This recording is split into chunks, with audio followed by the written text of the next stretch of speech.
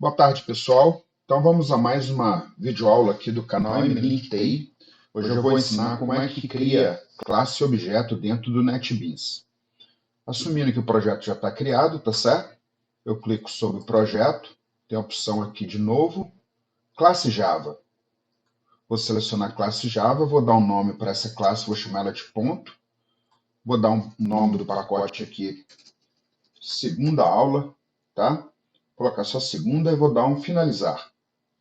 Bom, ele criou aqui a classe, tá certo? Definição de classe, public class, ponto. Vou definir dois atributos para essa classe. Vou colocar um atributo x e um atributo y. Bom, esses dois atributos, pessoal, eu tenho as facilidades de incluir aqui, inserir código, os métodos acessores get e o set para esses atributos, tá certo? Vou dar um gerar. Observe que ele gerou o get e o set. E vou incluir também o método construtor. Lembrando que o método construtor ele é um método que serve para inicializar o valor dos atributos de uma classe. Então, x e y tem um get e o set, tá certo? E vou incluir também o método toString. O método toString ele é um método que retorna a representação textual de um determinado objeto. Então, vou salvar esse projeto, vou no main do meu projeto e vou pedir para ele .p1 igual a new ponto. Vou passar os dois parâmetros, que é o do x e do y, tá? As duas coordenadas, e ele está reclamando que não reconhece o projeto ponto, mas eu posso dar um Alt Enter, e ele vai me dar a opção, né, para fazer um import, um include dessa classe. Observe que ele fez import segunda ponto ponto. O segunda, então, é o nome do pacote. E aí eu posso usar um system.out.println e aí chamar o ponto P1. Observe, pessoal, que nessa chamada, o println ele espera um texto, um objeto tipo string. Então, automaticamente ele vai chamar o p1.toString. Vou mandar ele executar e observe que saiu, né, x igual a 4, y igual a 7. São os dois valores que estão encapsulados dentro desse objeto P1. Posso criar um outro objeto P2 com outras coordenadas diferentes, que obviamente, né, vai ocupar uma área diferente de memória. Tá? P1 é um objeto e P2 é outro objeto. E vou fazer a chamada de P2. Vou salvar, vou mandar executar. Então, observe que saiu aqui os dois objetos, o println deles, tá certo?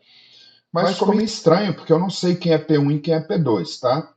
Então, eu vou incluir aqui um atributo, que eu vou chamar ele de descrição. Novo atributo. Private string descrição. Tá? 3 atributos que a classe tem agora, eu vou incluir um novo construtor. Né? Uma classe pode ter vários métodos construtores. Só que esse construtor recebendo 3 parâmetros. Vou mandar ele gerar. Então, observe que quando eu inicializar os 3 atributos, né? Passar 3 atributos como parâmetro, ele vai inicializar a descrição, o x e o y. E vou mudar também, pessoal, o toString, para contemplar esse novo atributo. Vou clicar aqui em inserir código, toString, e aí no meu toString eu vou selecionar os 3 parâmetros. Observe que agora eu tenho, né? E vou incluir também o get e o set para esse novo parâmetro, que é o campo descrição. Vou dar um inicializar, vou dar um gerar, vou salvar o projeto. Então agora, veja bem, eu posso acrescentar um novo parâmetro, que é o P1. Se eu acrescentar agora um novo parâmetro, e o P2. Esse novo construtor aqui, tá certo? Lembrando que o método construtor ele é um método que automaticamente ele é invocado quando você cria um objeto. P1 e P2, tá? Vou mandar ele executar.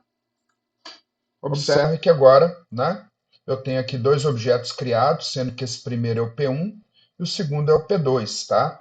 Então, nesse projeto eu demonstrei aqui como criar classe, como criar objeto de uma classe, tá certo?